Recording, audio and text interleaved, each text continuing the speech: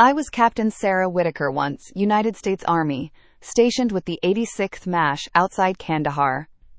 People hear the title Combat Surgeon and think of war movies or TV reruns.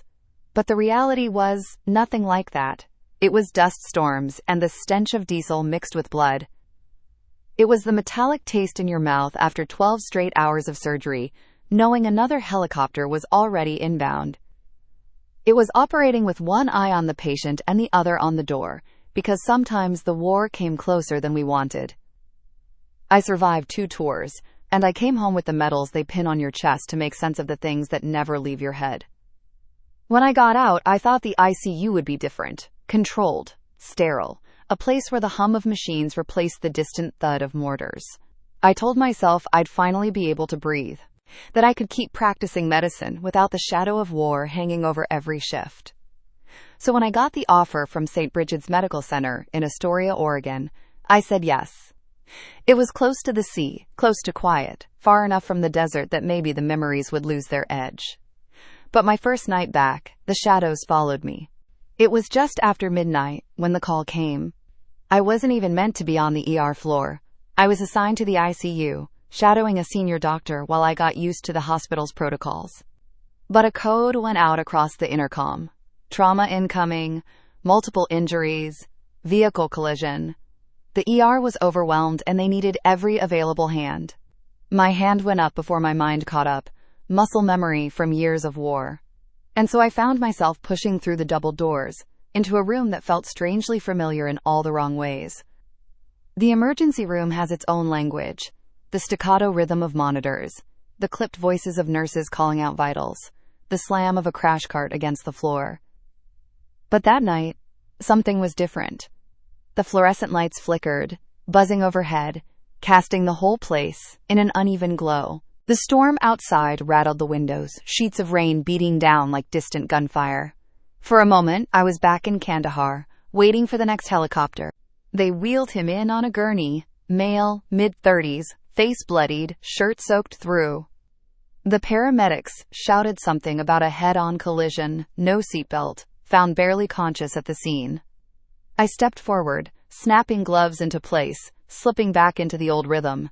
Airway, breathing, circulation. Pupils sluggish, pulse erratic.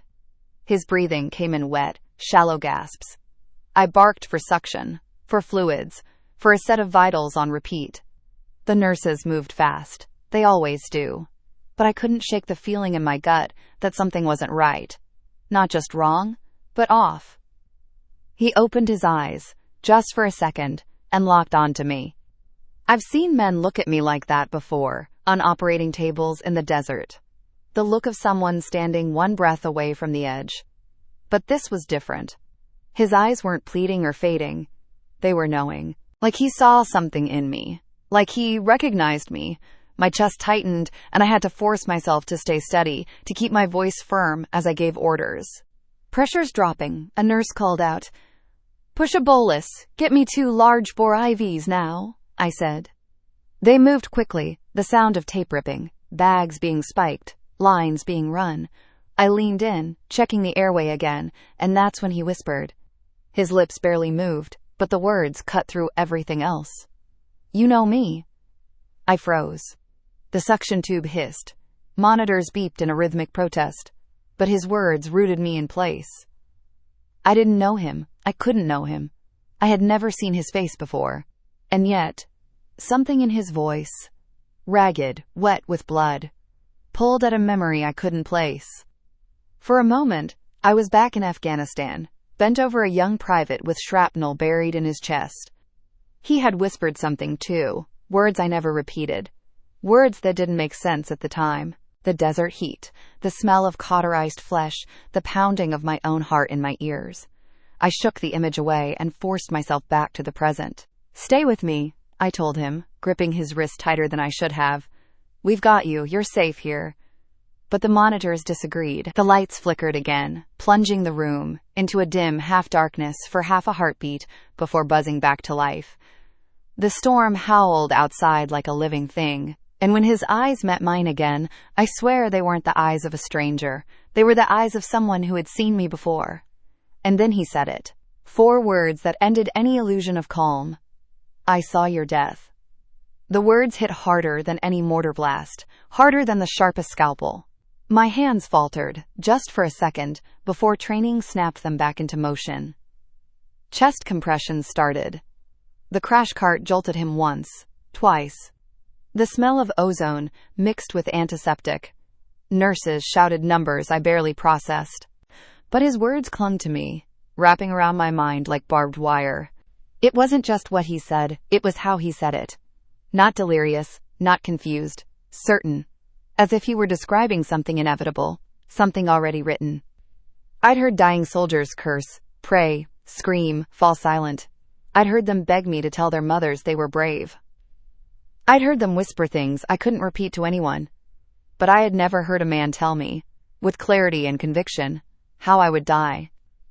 And in that moment, standing under the flickering fluorescent light of St. Brigid's Medical Center, with a storm clawing at the windows and a stranger's blood seeping into my gloves, I realized that home wasn't going to save me. The war had followed me back. Or maybe it had been waiting for me all along. We shocked him twice before his rhythm found something like a heartbeat, thin and stubborn. The kind that looks like a promise on a monitor but feels like sand slipping through your fingers when you press 2 fingers to a carotid that won't commit. Someone called out return of spontaneous circulation, and I nodded without letting myself feel relief, because in Afghanistan I learned that relief is a luxury you pay for in blood. We bagged him while respiratory scrambled a vent, and as the oxygen hissed and the rain scraped the windows like fingernails, his eyes found mine again and I couldn't unhear the sentence I never asked to carry. I saw your death. I have seen men say impossible things at the edge of life. The first was a private named Larkin, 20 years old and trying to be braver than anyone that young should ever have to be. We were the 86th MASH outside Kandahar. Sand scoured the aluminum siding until it polished like bone, and every surface smelled faintly of bleach, sweat, and hot metal. That day the UH-60 dropped in hard, rotors chopping the air to pieces, and they brought him to me on a stretcher with a field dressing blooming red through tan fabric. Shrapnel. Chest. Low pressure, gray lips, eyes that tried to focus and then slid sideways. We cut through his uniform in one motion, the way practice turns your hands into something smarter than fear, and I remember the way the dust in the air turned to mud when it mixed with sweat. We didn't have time, not really. Sometimes we bought time with our hands and a prayer we pretended was science. I pressed my stethoscope to a chest that sounded like distant thunder. Foxtrot, the radiology tent, had a portable ultrasound that day. The screen cracked at the corner, humming like a tired bee. I ran a fast, sliding gel across his abdomen and heart, looking for free fluid at Morrison's pouch, splenorenal recess, pericardium. There it was, a black crescent where there should have been none, an echo of death pooling in a place that doesn't forgive. Tamponade physiology on a kid who still had acne scars. We decompressed his pericardium with the generator coughing loud enough to make my hands vibrate. He grabbed my wrist near the end. Not violently. Gently, the way a person tests whether the world is still real. Not here, he rasped, sand on his tongue. Yours isn't here. Then his pupils widened like doors opening to a place I couldn't go. And 20 seconds later, we were working a lost cause. We had to keep working because that was our job. Afterward, I told myself he was delirious, hypoxic, drowning in catecholamines, and that his words meant nothing except a brain starving for oxygen. But I heard the helicopter leave with a body bag, and I went outside, and a dust devil walked across the airstrip like a ghost trying to remember its shape, and I knew the words would keep company in my skull for longer than anyone would approve. It was the same tone tonight in Astoria when my patient said what he said. Certain. Like he'd read it somewhere official. He's not protecting his airway, respiratory said, and that pulled me hard back into the bright. We moved in concert. I checked his gag, watched the way his chest rose, a shallow lift, asymmetric, wet. Auscultation gave me more wet, a dullness at the base on the left, diminished breath sounds on the right, the kind of symphony you don't want to hear. Probable pulmonary contusion, possible hemothorax. I said out loud to keep the river of steps inside its banks. Prep for intubation, get X-ray portable, type and cross, lactate, CBC, CMP, troponin, coags, ABG. Start 2 units ONEG now. Activate MTP, 1 plasma, 1 platelets for each RBC. TXA? The nurse at my left asked, already drawing up meds. Yes. If our time from injury is under 3 hours, and it is, give a gram now. We rolled him to inspect his back. No penetrating wounds, just a universe of bruises blooming through the skin. Pelvis felt unstable under my palms, a give that made my stomach drop. I ordered a pelvic binder. The storm grumbled, and the lights dipped again, and for a heartbeat, the on-call room down the hallway let out a little chorus of exasperated groans, the human soundtrack to a building that didn't want to decide if it belonged to land or sea tonight. Push accommodate. Rock tube, I said, and the words stacked like bricks between me and my momentary terror. The laryngoscope slid in and I saw the chords pale and true. We passed the tube, the capnography rose sweet and square, and I felt the first small island of control appear beneath my feet. Portable chest x-ray came in with the film plate cold against his back. We shot it and hustled the image to the screen. White out in the left lower lobe, a smear of mediastinal widening I didn't like. A line that shouldn't have been where it was. Left hemothorax, probable rib fractures, consider aortic injury, I said quietly, and I felt the room lean in. Aortic injury is where the ground drops away. The CT would tell us more if he could tolerate it.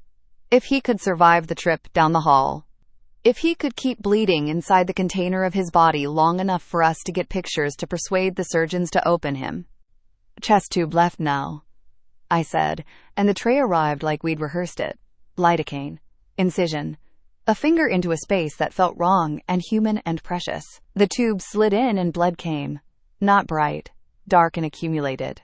Not a magician's bucket, but enough to make everyone stare at the plurivac and think quietly about numbers. 500 on insertion, a nurse said. Monitor ongoing. I nodded, thinking of rules. How much on placement, how much per hour, the math that says OR or watch.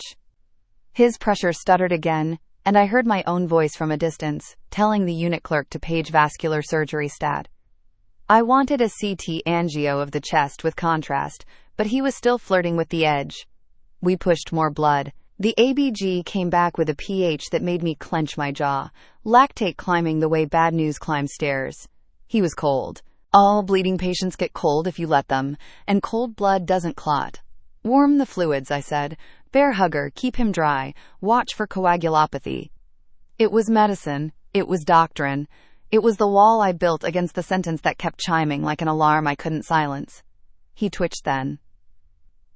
Just a small movement against the restraints. A seizure-like ripple that made the nurse at his head look at me with a question I couldn't answer. His eyes, behind the tape that held the tube, turned toward me, as if he'd heard a word I hadn't spoken. Machines, in their orderly obedience, protested all at once. The SpO2 waveform flattened without dropping in number.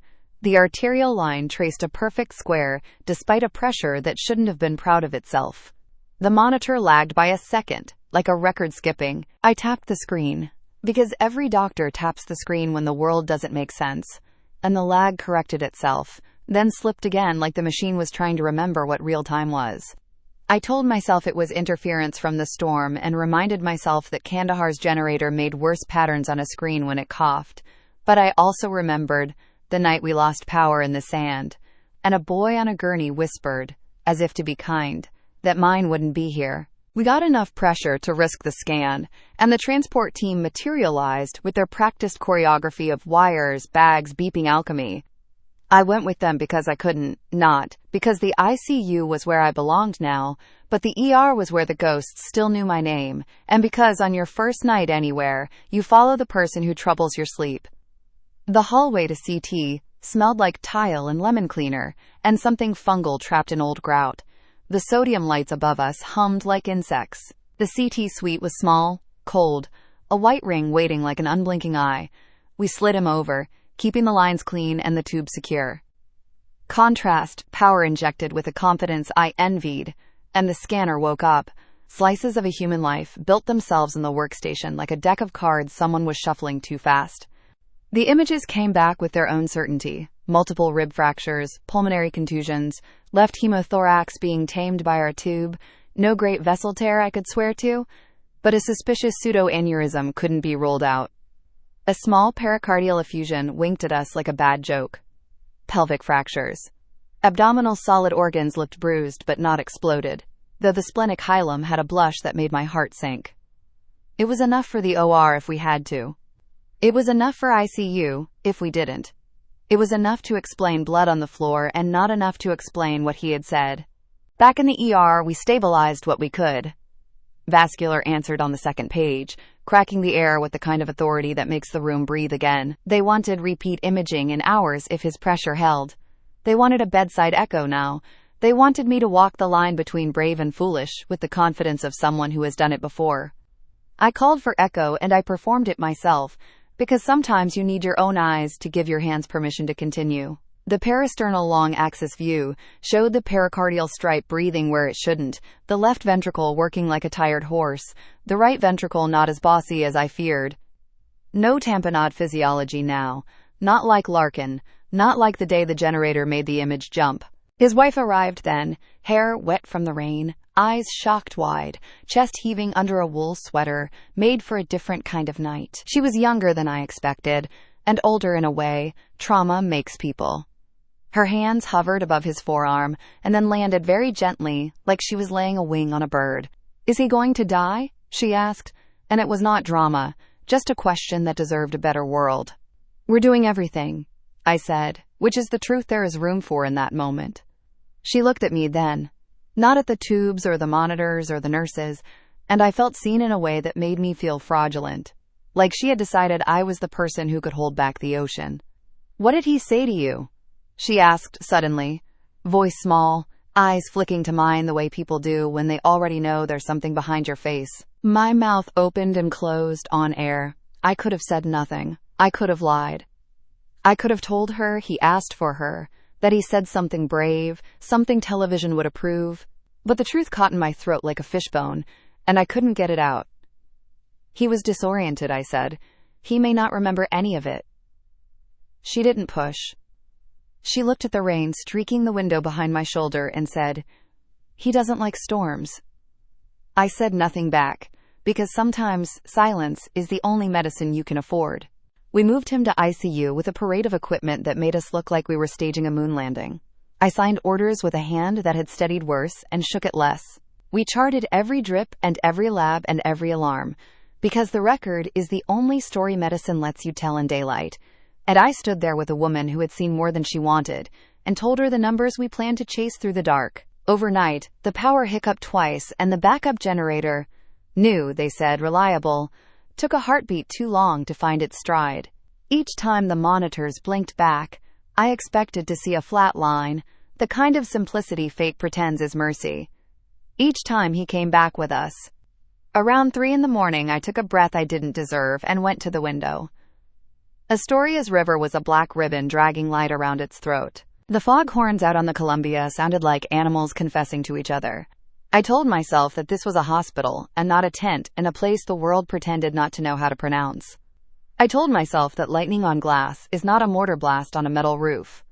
I told myself that the sentence in my head was a coincidence wearing a costume.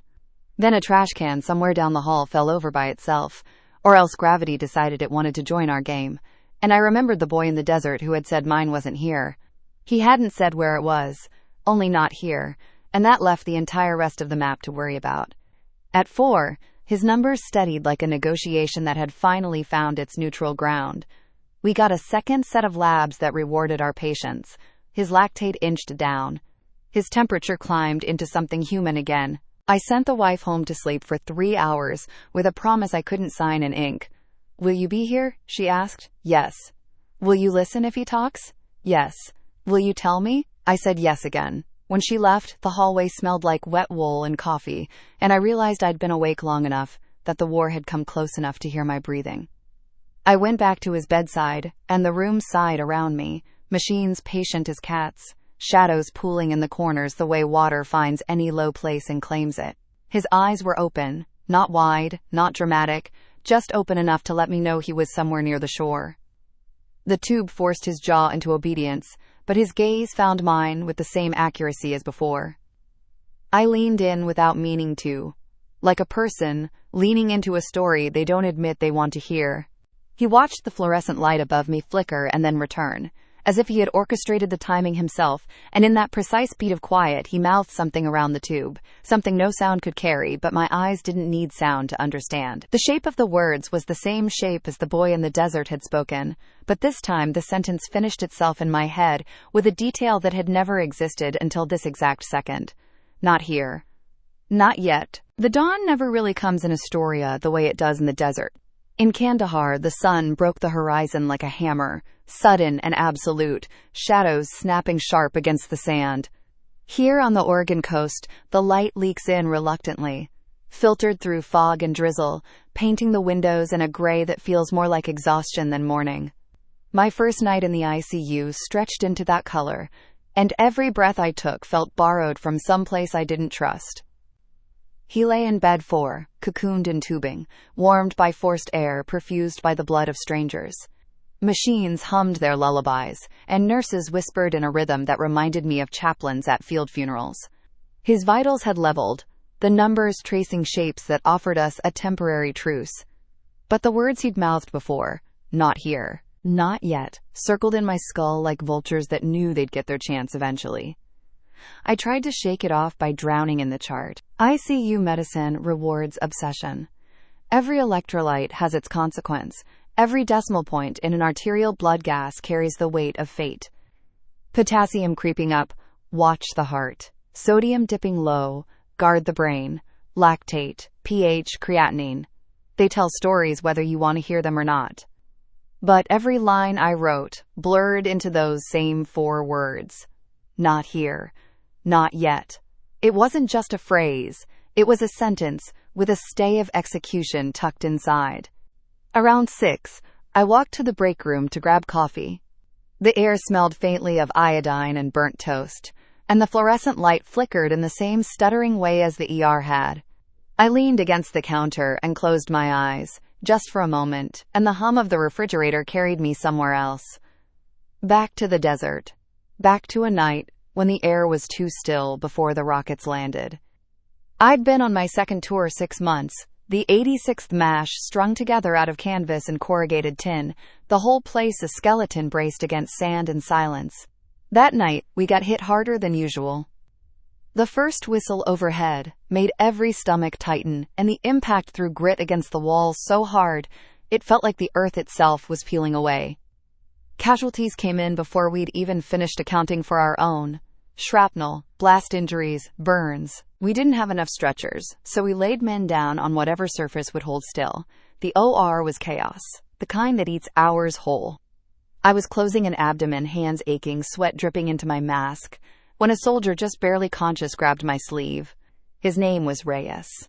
I only know because it was scrawled across his chest in marker, the way medics sometimes leave notes for us when dog tags get lost.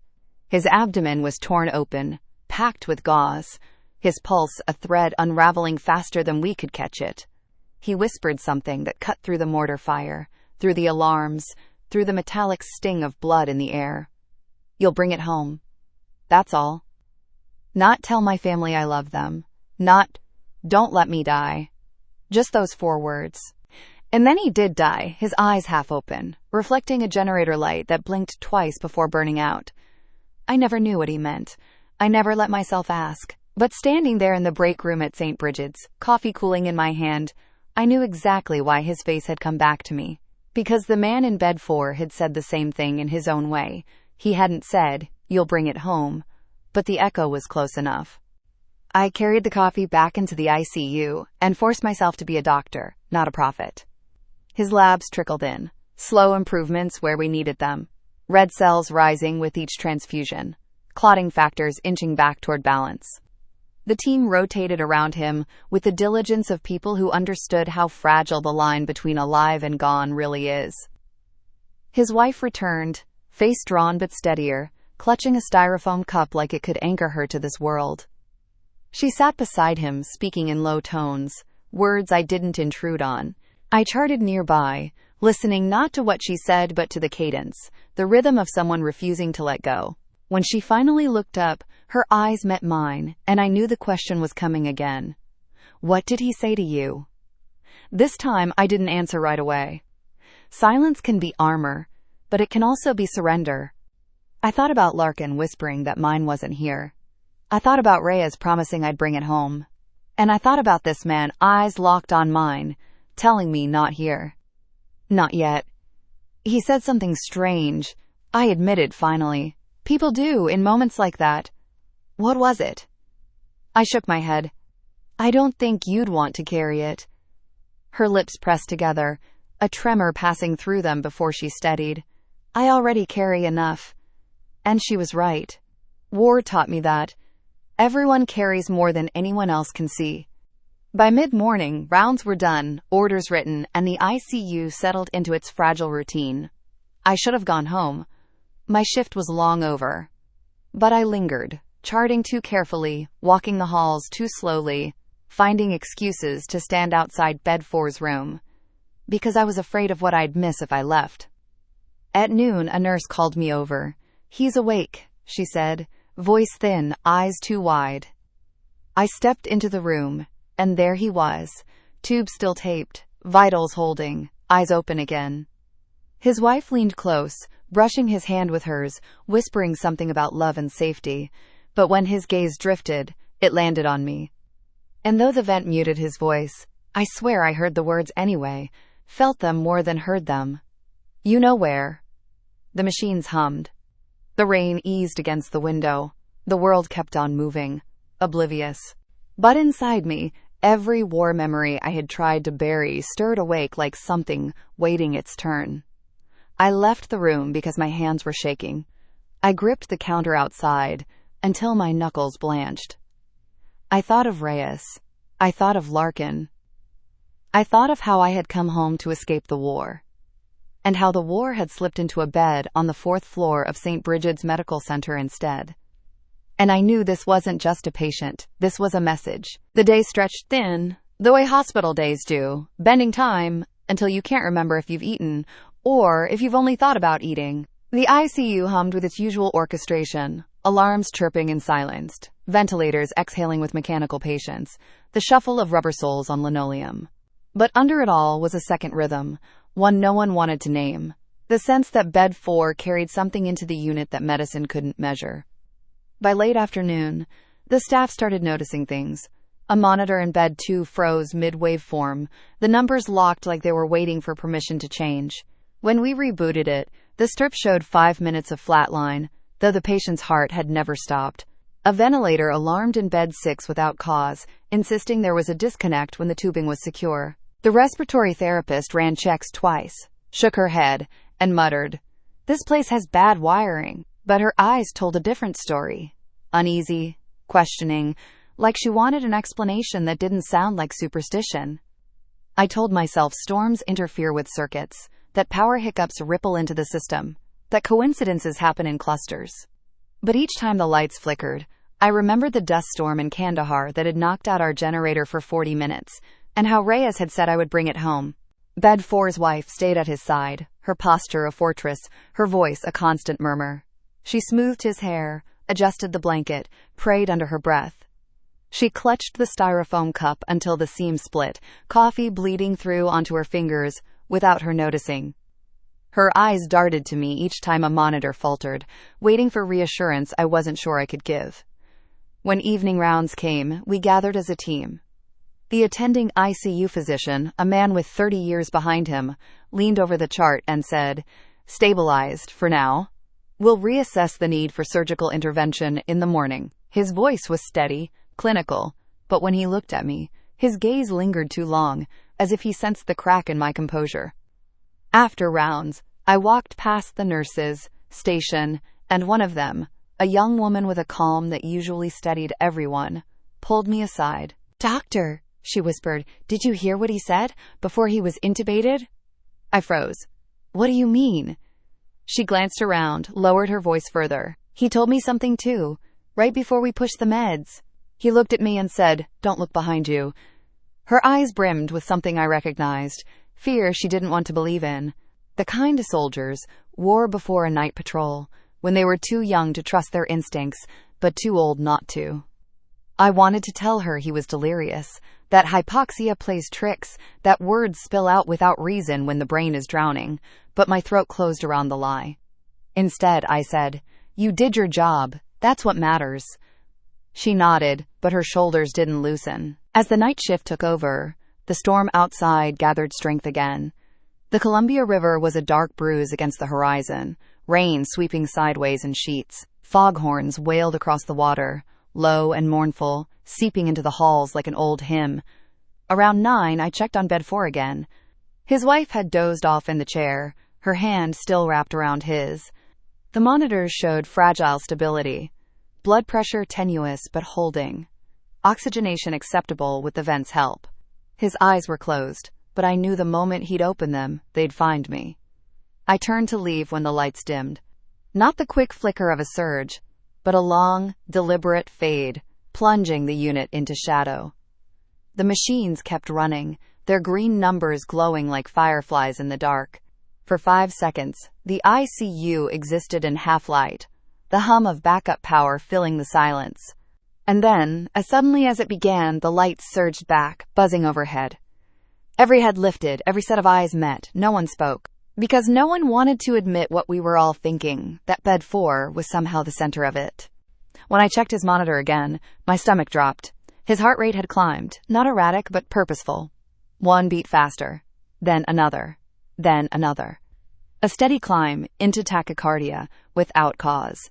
His blood pressure rose in tandem, pressure tracing high enough to make the nurses exchange looks. And then his eyes opened. They fixed on me, unblinking, and the vent hissed in rhythm with his breath. His lips moved against the tube, forming words too precise to be mistaken. I leaned closer, my heart hammering so hard it drowned out the beeps. "You'll see it soon." My mouth went dry. "See what?" I whispered before I could stop myself. His pupils dilated, swallowing the light. His chest rose, shallow but deliberate. And though no sound carried, I read the words as if they were carved into the air between us. "Your darkest night." The alarms exploded then, heart rate spiking, blood pressure crashing, oxygen saturation tumbling. The room swarmed, nurses moving with rehearsed urgency, syringes drawn, fluids hung, the crash cart rolled to the bedside. I barked orders, muscle memory overruling fear. Pressors started, vent settings adjusted, blood hung. The line between control and chaos thinned to a filament. Through it all, his eyes stayed locked on me, not pleading, not fading, just watching. The attending swept in, voice booming, presence commanding. "Focus! Stabilize him now." And we did. Slowly, by inches, numbers crawled back from the cliff. The alarms quieted one by one until the room exhaled. But when the attending turned away, satisfied for the moment, I stayed rooted at the bedside, unable to break the gaze that still held me. His wife stirred, blinking awake, confusion flickering into fear as she saw the swarm dissolving. "What happened?" she asked. "An episode," I said, my voice rough. "He's stable again." She reached for his hand, tears trembling at her lashes. "He always hated the dark," she whispered. And I thought of Kandahar, of mortars at midnight, of Rhea's whispering, "You'll bring it home." I thought of Larkin, telling me mine wasn't here. I thought of the words he had just mouthed. "Your darkest night." And for the first time since I came home, I wondered if I'd ever really left the war, or if the war had only been waiting for the right night to find me again. The morning came reluctantly, as if the sky itself was ashamed of what it had allowed to happen in the dark. Rain softened to mist, fog pressed low against the hospital windows, and the Columbia River rolled on without apology. Inside the ICU, everything looked the same. Monitors glowing, vents sighing, nurses charting. But nothing felt the same. Not to me.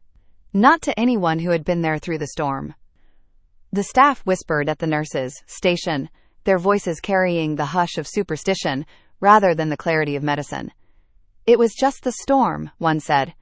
"Power surges mess with everything." But her fingers worried the corner of her badge until the plastic curled. Another nurse shook her head. "No, I heard him. He said things. Not random things." Their eyes cut toward me, searching for authority, for reassurance, for the easy explanation doctors are supposed to hand out like prescriptions. I gave them none, because I had nothing to give. Bed 4 lay quiet, his vitals tenuous but holding, his body still bruised and broken but no longer in freefall. His wife hadn't left his side, exhaustion written in every line of her face, but her grip on his hand never slackened. When she finally rose and stepped into the hall, I followed, compelled more by duty than by choice. She stopped by the window at the far end, where the glass was streaked with salt and rain. "He said something to you," she whispered, not turning around. I hesitated. The truth weighed heavy on my tongue, sharp with the metallic taste of confession. "Yes," I said at last. She closed her eyes. "He's always been like that, saying things no one should know. When he was a boy, he'd wake from dreams and describe them like memories. He once told me how my father died, years before we met. Details he couldn't have known." She turned then, her gaze steady, unwavering. "You think it's just trauma, just delirium. But it isn't, is it?" I wanted to say yes, to tuck her fears into the safe box of science, to insist that the brain is a trickster, that oxygen deprivation births nonsense, that coincidence stitches patterns where none exist. But the words stuck in my throat. Because I had been in Kandahar. Because I had heard Larkin say mine wasn't here. Because I had watched Reyes die with the words "you'll bring it home" on his lips.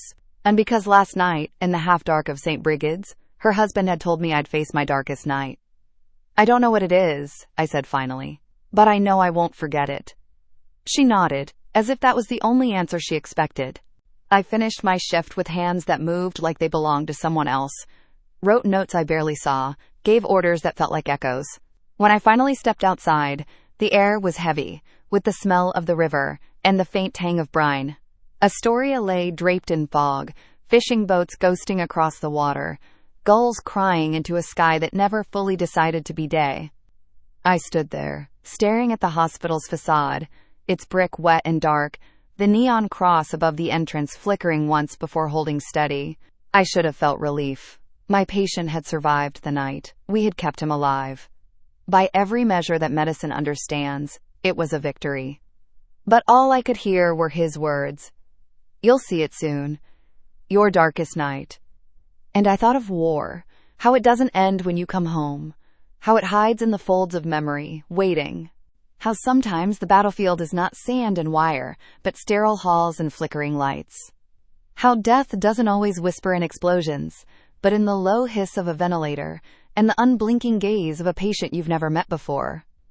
I tell myself the machines failed because of the storm, that words spoken under trauma are just the brain's final scramble, that coincidences are inevitable when you've seen as much death as I have. But in the quiet hours, when the fog presses against the windows and the world feels suspended, I know better. That first night as an ICU doctor was not about a patient or a storm or a failing generator. It was about me. About what I had carried home, what I had tried to bury, what I had refused to name.